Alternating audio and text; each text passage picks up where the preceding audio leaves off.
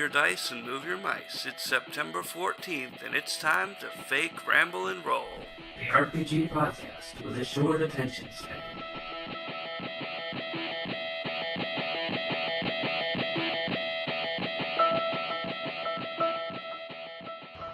We need some banter, Dave.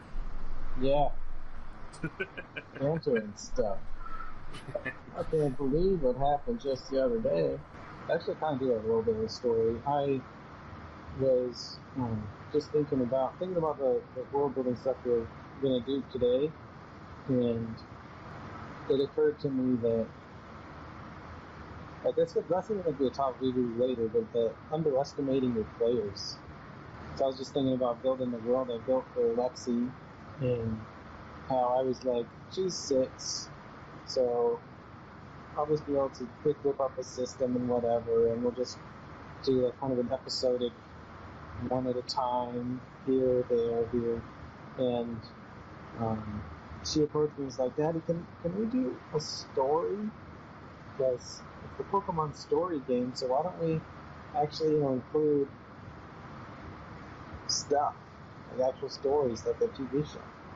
So I was like, oh, right, I can do that. Like, oh, you want to have an actual world built?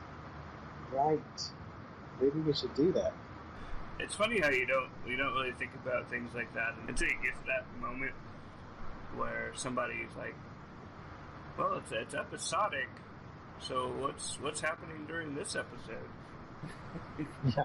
Another funny thing I was thinking about the other day was when I forget who was talking about it in the RPG Day videos, but we were talking about rigged dice, and like not like intentionally rigged, but just like they would get like the Chess 6 dice, and they would do the saltwater test. Oh yeah, I saw that too. It's I guess they do that for golf balls. I'm not exactly sure. Like, I had no idea that golf balls weren't anything more than just perfectly centered anyway. I thought about that and I'm like, man, there are dice that people were like, these are cursed. And I always laughed at them, and I was like, you know what? Maybe it wasn't cursed. Maybe it's just physics. Yeah, especially with the ones that aren't transparent, where they can just, like the guy showed, I think he cut one in half and he showed the little imperfection, which I had no idea that those were powder in the middle. That's weird to me. I thought they were just plastic, like a piece of plastic that you cut to exact measurements. That's what I thought they were. Yeah, I've definitely had some dice that I've rolled that were just like either way too many 20s in a row or way too many 1s in a row, where it's just like, really? Yeah. I remember one time rolled, I think it was 3 or 4 20s in a row, and this was back in, I guess it must have been 4th edition, but I think we were using some kind of house rule where every consecutive 20 in a row, it was like a power of magnitude more effective. Oh, yeah. That was me. I did that. I mean, there's all sorts of weird talk about dice and stuff with the Critical Role show, and Will Wheaton was on it.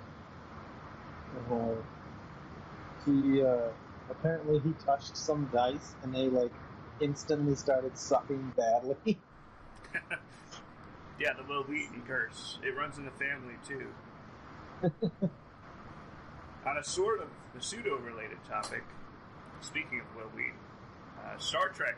Happy birthday, Star Trek! Just turned 50 a few days ago, I think now. Wow, that's right. Yeah, Facebook celebrated by having the Star Trek emojis temporarily for, I think, 24 hours. So instead of the angry face, it was like Worf, scowling Worf, and I think the smiley face was Geordi. Oh man, I would have used the freaking Picard facepalm so many times. I'm kind of surprised. I guess maybe they didn't want to go full circle with that. There was one thing about that, though, that did bother me, because Star Trek just endorsed a shirt that says, "Beam me up, Scotty." And it's got the tagline, Captain James T. Kirk. And there's currently a comment war going on right now because I don't know if you know this or not, but He never said it. he never said "Beam me up, Scotty" in that exact order. Kind of gets ingrained into pop culture, but it's really funny to see all the people arguing the points, both sides of it. Like, well, he never says it. Yeah, but it's part of pop culture. Yeah, but he never said it. You're playing it like it's a quote. I would like to get that shirt just to watch the fire. Well, someone made the excellent point of maybe it's not Captain James T. Kirk. Maybe it's just another James T. Kirk. It's some other guy. Cell phone tower receptionist James T. Kirk. I was just that just reminded me of the freaking. There are people that that they were talking. I was looking at the Critical Role stuff, like the forums and people talking about it and stuff.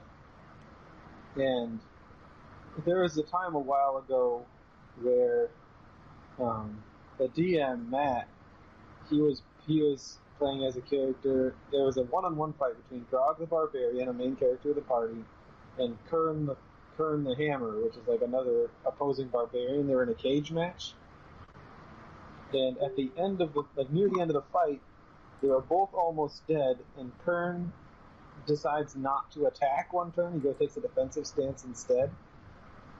And like there were people like so frustrated with Matt. They're like, "You pulled a punch. I can't believe this. You're such a bad." Like they like immediately flipped on him. And I was like, "Whoa, breaks, man." That's the problem. Is there's this perception of the D&D community that where it's a bunch of nerdy nitpickers yelling about rules. And while that does happen, and that can happen, and that has happened, for every group like that, there's the group that's like, oh yeah, that's cool, you take a defensive stance. That's another one we got to where we talk about DM mistakes that change the world.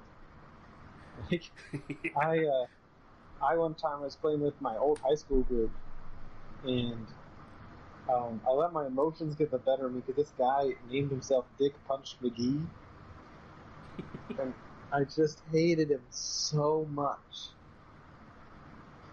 Because he was one of those characters that as a DM, he kept throwing wrenches in my story, and I didn't want him to tell his story, so, because I was pretty young, I hadn't figured out how to work with him yet. How to, talk to him and figure out, okay, so he wants to be funny, that's okay. I wanted to tell a serious story, he wanted to be funny. I didn't realize that you could do both of those things. And so I basically spent the whole game waiting for him to roll a 1. Or fail in some way so I could murder him. And he didn't even do that. And eventually it got to a point where he saved for a trap, and he rolled the DC of the trap. And I thought that meant that he failed, so I had the trap kill him instantly on a save that he would have actually made. And it became a huge deal, and in fact, his death became the rallying cry for the party. Nice. So it's like this DM mistake I made that they kind of knew that I was pissed, so they made it no better by poking the bear even further. But that reminds me of a story I read a while ago about this group. They go into a town, and they're on a very vital mission to save the world from some kind of undead army. And they get into town, and they find out that their party member can't get married. That gay marriage is illegal in the kingdom, so that it becomes an entire campaign about them trying to get gay marriage legalized in the kingdom. And the last part of the game was the army of the undead just spilling out of the portal, and everyone's like, what the hell, man? Well, you had your chance, but you spent the entire game legalizing gay marriage. Congratulations, you can get married, but your priest is undead, and all of your guests are undead. And I think that's always interesting. Because it's something that I think a lot of people don't actively think about, is that no matter what you're doing, or your party or your group is doing, the rest of the world is happening around. If you have a good yeah. That's a great thing to think about. Like I guess we should get into world creation stuff now. Yeah. Yes, sir. Today's topic is a whole new world. And the thing that I think people need to keep in mind, DMs or people who are trying to make their own worlds in their own homebrew settings, is if the planet that you're dealing with, if it is a planet, it might be a starship or even an asteroid or something else like that, but the planet, the place that they're dealing with is anywhere near the size of the Earth. Just think about how massive that actually is. You could be in the equivalent of Asia. There might be somebody like a Genghis Khan trying to take over the entire known world of that continent. But meanwhile, what's happening in South America? What's happening in Africa? What's happening in Europe? Like, there's just so many things that could simultaneously be happening in totally different worlds.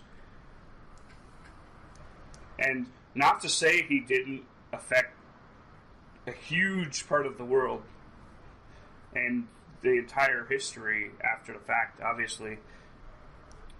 And I guess that's another point to bring up, is whatever your adventurers do, it does have an impact, even down to the smallest little thing. And I do like that idea of if the adventurers run into someone that they find particularly interesting, or if they do something that's particularly interesting, to have it show up later, even if it's not the same group of players. I know for me, I'm always taking notes during games, because the best way to add to the world is to let your players do it. Yeah. And even like a character that wasn't significant could make a big deal later, and then they'll be like, whoa, you actually remembered that? And then you're a genius, even all you did was write something down and just like bring it up later. Yeah. If you think about some of the smallest things in history could have huge changes. Like, for example, Winston Churchill almost died in a car accident prior to World War II, or I think it might have even been during World War II. But imagine the implication of that if he had died, if there hadn't been the right person there at the right time to save him, or if Hitler had been killed in the trenches during World War I. How different would the world be? Oops. Alternative reality is a really fun thing to delve into, because it's taking real history and then it's twisting the facts to project an idea of what things are like. And I think that's almost the best way to go about world building, is to take real things and then think, okay, what if I tweak this one thing, or if I add a fantasy element to it? I was just thinking about that world I created, Chroma. That whole thing started with one question. I was watching Tabletop Terrors review the Be a Better Campaign Master Book 1, and they just started talking about those questions at the bottom of the page. Right next to the page number on that book, which is written by Barker, or Be a Better Game Master, there's a question that just helps inspire your world. And they just challenged everyone, answer one of the questions that we're reading in the comments. And the question was, how many suns are on your world?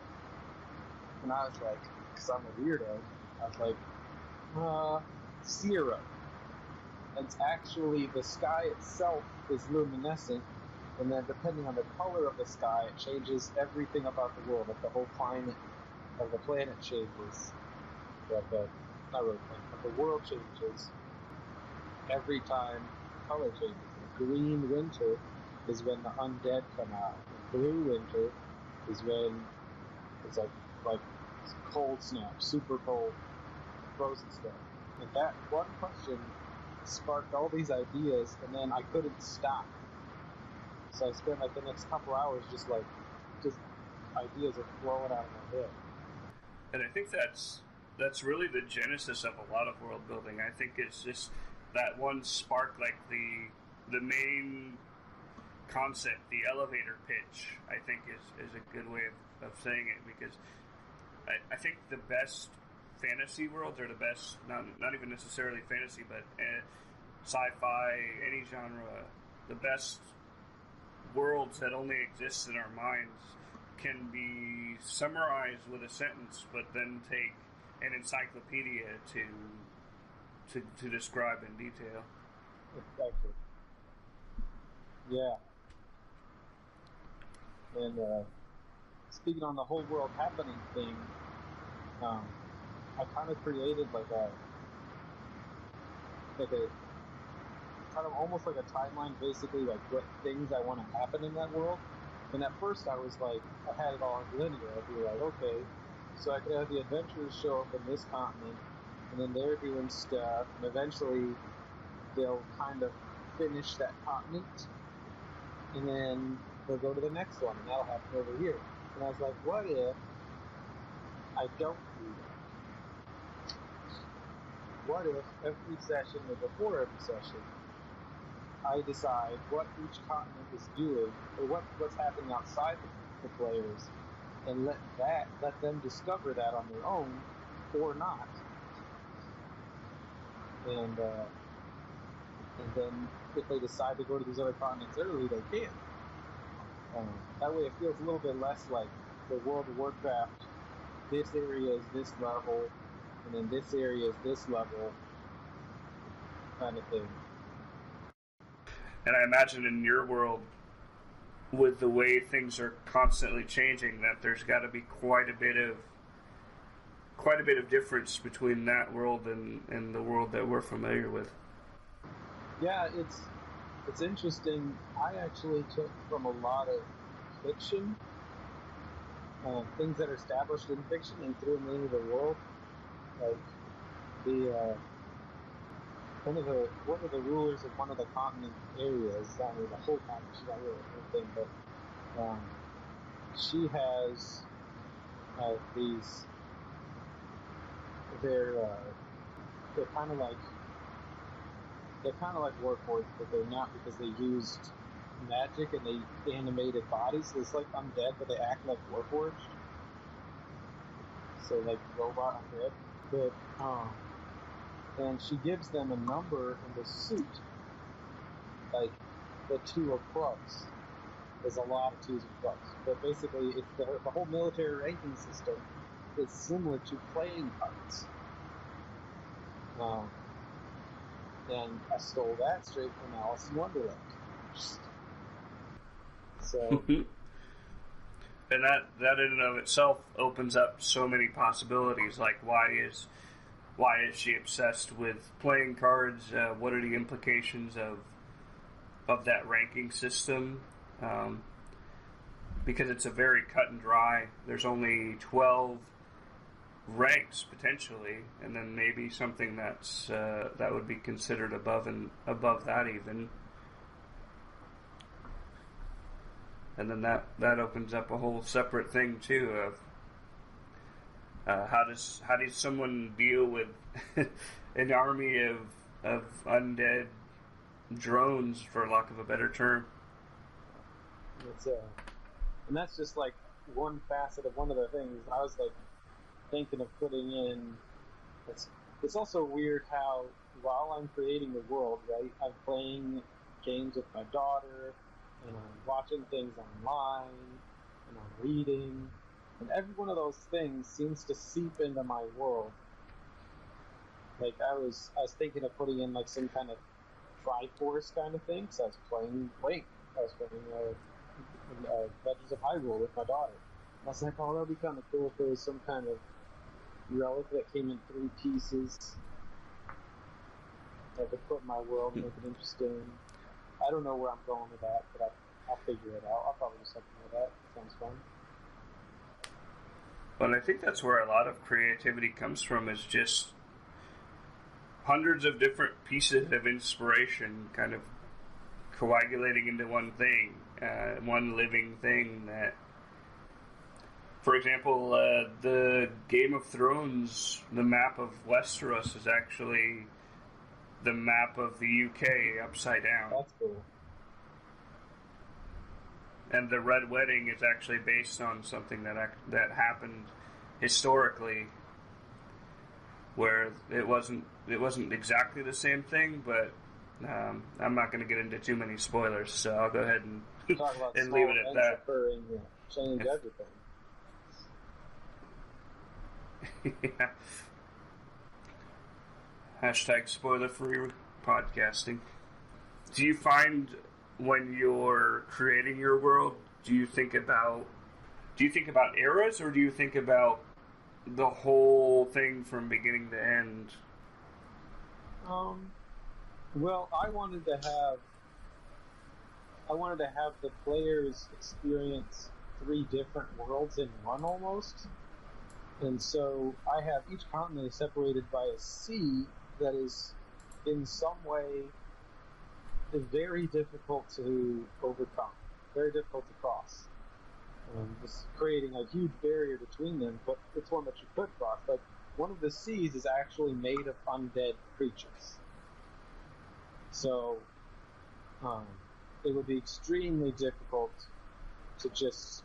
Yeah, the funny thing is you could use a ship to cross it, but since it's made of solidish-ish matter, you could also just run really freaking fast. And due to the nature of this world, which I don't want to spoil the whole world, but it's got this like vortex in the middle of it that's what causes the seasons to change. So like one of the seasons is dragon season. Like it's literally the only time that dragons exist in the world is for a 6-week period, but they can spew out of this vortex and just cover the planet. It's every 6 weeks something changes. It's like an advent, they call it. And it's the last day of the season / first day of the next season, where like they have different names. Like the culling is the name of the dragon's advent, because they come out and they literally, the day before, everyone puts out offerings to protect their city.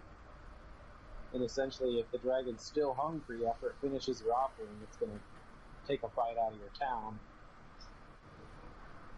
And then you kind of have that whole 6-week period of them offering, trying to make up for it if there's shortcomings, or people are trying to make deals with the dragons, things like that. And then they go back into the vortex at the end, and after that would be Green Winter, which is when it's called the Death Knell, and that's when the undead come out of that undead sea and they seep over the 2 continents next to it. But in that say that vortex makes it so that it's very difficult to use magic, at least in its raw form. So each continent has come up with its own kind of method of manipulating magic. For instance, since the Queen of Hearts, I haven't decided on the real name yet, but she has these prisms that essentially, if you have prism, you can use arcane magic, and if you don't, you can't. And in the first campaign I'm doing, I'm planning on having the players enter the world, and they don't have prisms, they can still use magic, and people are like freaking out. It's kind of a Kid in King Arthur's Court kind of thing, where he has like the tape recorder. So these will be low-level characters, so they won't be able to do like these great things yet. But the little things they do are amazing, everybody, because they don't have a prism. And if they don't have magic, that's the other thing I was like, I have to set up, and then what if no one picks arcane magic? I was like, you know what? then them's the breaks. And they don't even they'll still be the players be doing it in reverse almost. They'll experience they'll expect someone to be able to do magic and no one's doing magic. And then this guy pulls out of prison and everyone's like, oh no, what? I don't know what the hell that is. Oh great, you just threw a fireball. I thought we couldn't do magic here. So the way you go about magic, do you try to flavor it for each world or each place that you create? Yeah, each one of them has a different aspect of it. I haven't really done too much on the other two because I'm both focused on this one right now. Yeah. Well, that to me is always the interesting thing, is because a lot of people, when they create their own worlds, it feels very generic. It kind of standard sword and sorcery, big grandiose castles and flying dragons and dwarves and elves, and very Tolkien-esque, which is fine. If that's what you want to do, then there's no problem with that. But I think for me, I prefer for some things to be a little bit away from the stereotypes. For example, in my world, the tieflings are not necessarily innately evil or even looked down upon. In the time era that I'm currently working on, which is another thing that I would say is whenever I run a campaign in a certain time era, I set it in the same world, just a different era, so that it's kind of building the lore over time. But in the time period that I'm working in now, which is kind of a little bit after where we are in Beyond the Horizon, which is more of a early Steam kind of era, it's more like the very, very early 1900s. And most tieflings actually find employment as firefighters. Oh. That's good. They can run into the building and they don't have to worry about having too much in the way of protection. They also understand the nature. They can kind of feel and talk to the fire, almost read it. That's good. And because there's not a whole lot of magic anymore in this time, because science has kind of given everyone the ability to. I guess the best example of that would be like an incandescent lamp or a horseless carriage. Instead of having to learn how to tame a direwolf or to make a steed appear magically out of thin air, you can just have this car that you drive. You can just flip a switch and the light turns on. You don't have to know how to speak an incantation in a foreign language and have the proper component, because I always like the idea of having a component pouch over an arcane focus. But you can just kind of do these things very easily now, so the need for magic's kind of a quaint thing. Yeah, I could see that. You can see, the paladin needs to go somewhere fast, so he summons his steed and gets on the horse, but then as he's riding towards the city, he's passed by several cars. Get a car! Yeah. Well, if you think about that time period, and it wasn't necessarily I think it was later in the 1920s when it actually happened in the real world, but there was a time people were very stubborn. They would actually yell, "Get a horse," at people on cars, and the cars weren't as good as horses, but then and again, this is kind of a singular event. Henry Ford went over to Europe and he saw the way that assembly lines worked over there, and he brought that practice over to America, and he made the car 10 times less expensive, and he gave his workers a living wage. And in doing so, within a matter of years, the car just became a thing that you had. Yep. And if you think about how rapidly the world changed after that, that's why it's always fun. I always like to put adventures on the edge, in the time between eras, where people are kind of not really aware of the new technologies and the new ways of doing things, but at the same time there's pushback. We've got the people that remember the way it used to be, and this has historically been proven that every generation thinks that the next generation is the one that's going to bring about everything, like all the terrible things, and that they're undisciplined. And this this mentality has been recorded. Somebody actually chiseled it into a wall in Rome in like this 60 AD, saying this new generation of children, they'll be the end of us. They're so lazy and they're so defiant. So this kind of notion of I remember reading an article about this guy is writing about the train when it was first created, and how it's a reckless abomination. yeah. People are going at breakneck speeds of like 30 miles an hour, and it's just completely inconsiderate of the environment and all this. Like, he's just like spewing all sorts of hate on the train. And that was a funny thing, is that he's like, it doesn't go a speed that man is meant to go. Yeah, and the same thing happened when we discovered flight. They said if God wanted us to fly, He would have given us wings. And then the people that invented the airplane, Orville and Wilbur Wright, they said, well, the plane's never going to be used for military applications. It's too impractical. And then the next thing was, well, we can use it in the war, but we'll never break the sound barrier. And then, of course, it's just one thing after another, and it's the leaps forward that can happen. Just to think that even 30 years ago, how different the technology is now.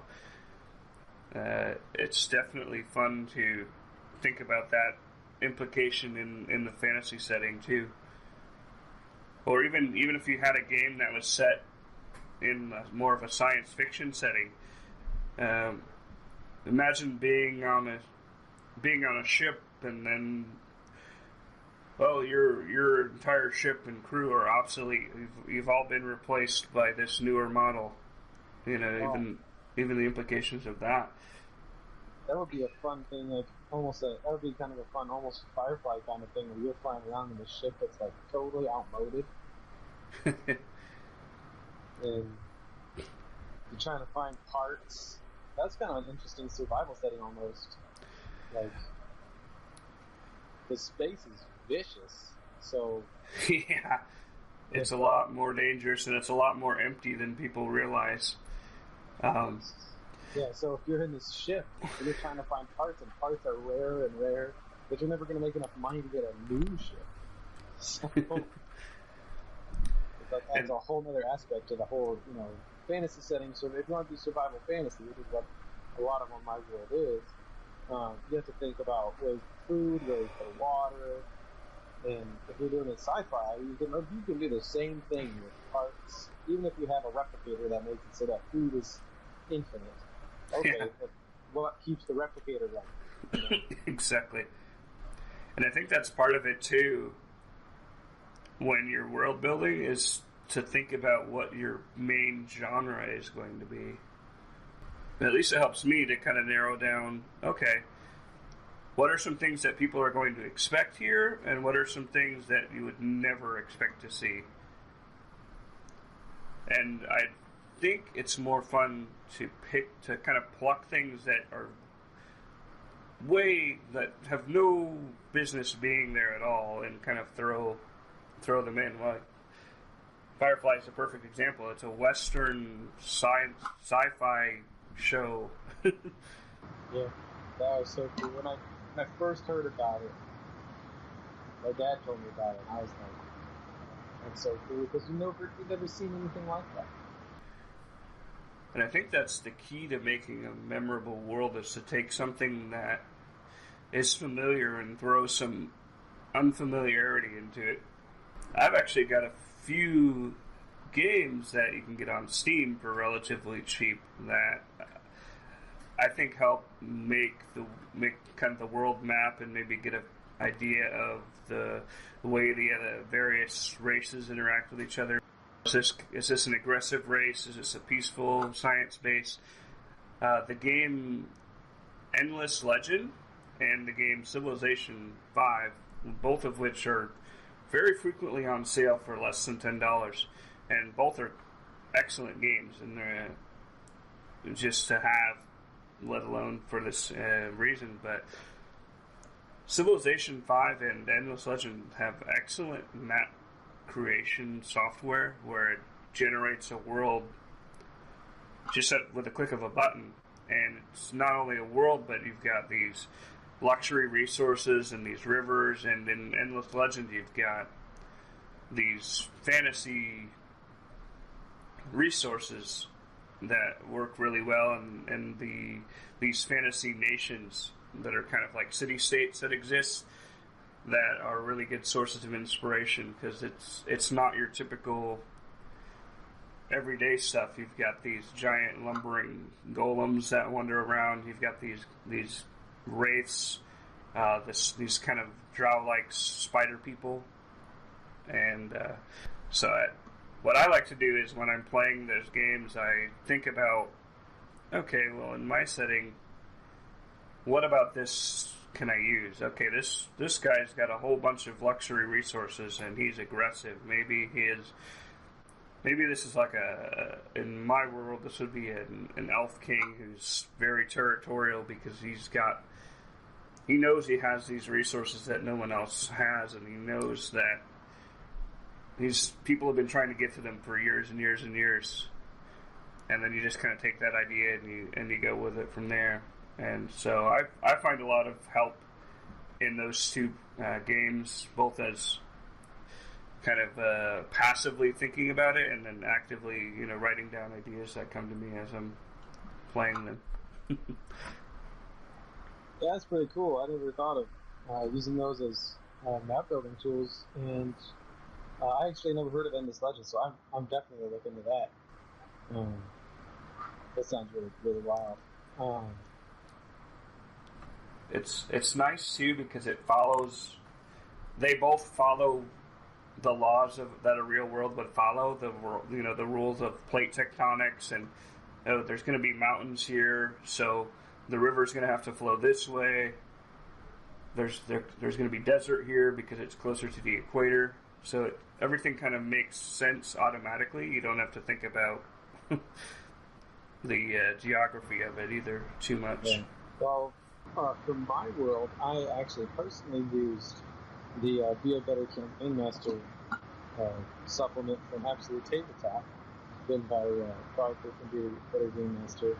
And in Be a Better Campaign Master Book 1, Building the World, it's actually a very little step-by-step approach where, you start with what kind of continent you want to make, and it's kind of cool because you can start small if you want. It's just like, so I started just with a region and just kind of figure out exactly how it works and how you want to do it. It's got little breakout boxes. Nate Vanderzee from Sellsword Maps actually tells you how he draws like mountains and rivers and stuff like that. Super useful for people like me that can't draw good. And it's also kind of cool because, like I said earlier, every one of those page numbers, there's another question that's almost like a CSI zoom, like just simply up to the specific element of your story, of your world, if you wanted to hone in for whatever reason. And they're really inspirational, really good material. That whole book is just so full of material to use. I found it very useful, and I'm still, even though I created like the basic 3 continents and I did all the drawing and geography of my world, I still go back through that book to create more on it, just for fun. So I definitely recommend that book. Oh yeah, absolutely. That's those guys are killing it over there at AbsoluteTabletop.com. They've got all kinds of great stuff, but that is definitely a really good book for kind of flushing out your world, and like you said, starting small is always a really good idea. Because sometimes when you're faced with creating an entire world, it becomes very overwhelming. So, just starting with a tavern, or what's this town like? What's this?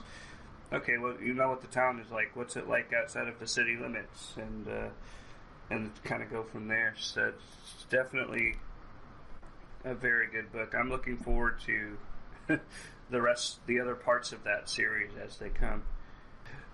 Well, you would usually take questions at this point, but since we are brand new and this is the premiere episode, I guess instead we're going to say if you would like to drop any questions on us, you can feel free to comment. This is going to be on YouTube at youtube.com/D20+1, spelled out ONE. I almost forgot how to spell one. And also on SoundCloud, soundcloud.com/D20+1. And we're also on Facebook at facebook.com/D20+1. You can contact me too. Dragon Eggs Benedict has its own Facebook page and YouTube channel as well. So feel free to hit me up or check out some of my videos too. Well, that's it for our podcast today. But we'll end you with the parting words of wisdom from the late Mahatma Gandhi, who always used to say, Make a death saving throw, bitches.